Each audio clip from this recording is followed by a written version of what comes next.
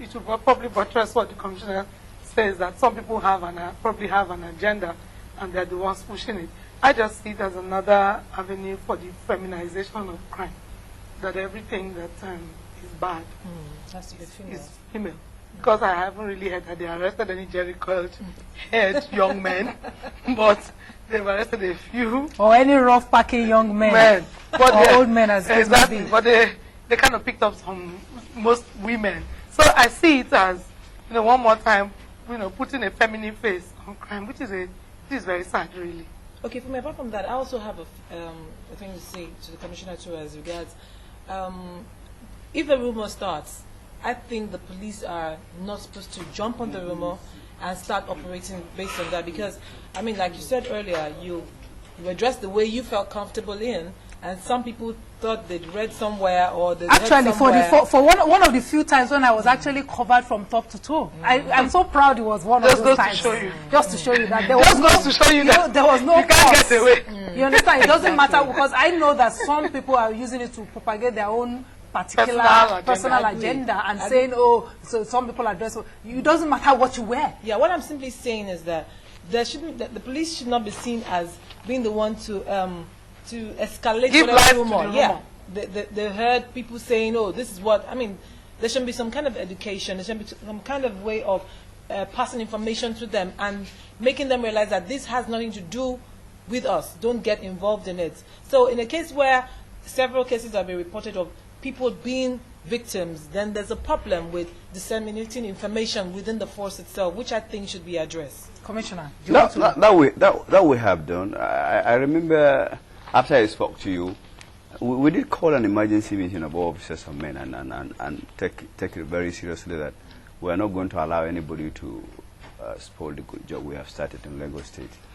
including our own officers and men, because we know that the possibility of anybody being overzealous to do something that obviously is not sent to do, and that we're checkmating very seriously.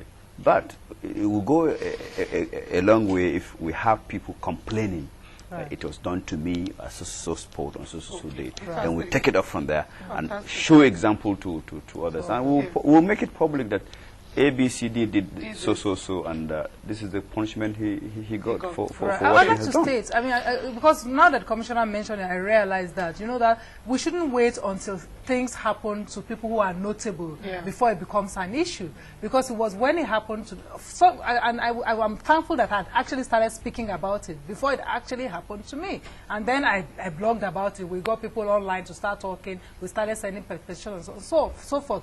But if it hadn't happened to me, it would have been one of those cases where you victimize the little people, especially women. For me, I agree with you totally that you shouldn't wait until it happens to a quote-unquote big person before you speak. But you also know, anywhere in the world, is when it does happen to a big person that people take notice. Exactly. So sometimes we need it to happen to a big person so that, so I'm happy it happened to you. All right, moving on quickly. I mean, back to that issue, because the Commissioner had been explaining in number one that perhaps yes, the security situation, armed robberies and all of that in Lagos, it was on a higher level until recently. They are doing something about it. He mentioned the fact, I'd always wondered about that. There's only one police station in Ikoyi, and how do you expect them to do their job efficiently and all of that? I went on a break asking if it is indeed true that the Nigerian police can handle crime effectively. We're not asking for total extermination of crime. That's not doable anywhere. But is it true? How much crime control are you capable of given the resources that you have? Honestly speaking, officers and men of the Nigeria police can't control crime in this country. Oh, you said that with but okay, there's a professor.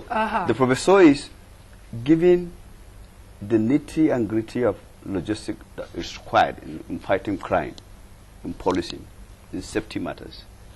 Let me give you an example. If most time our officers and men go abroad on foreign mission, together with officers from the United States, Britain,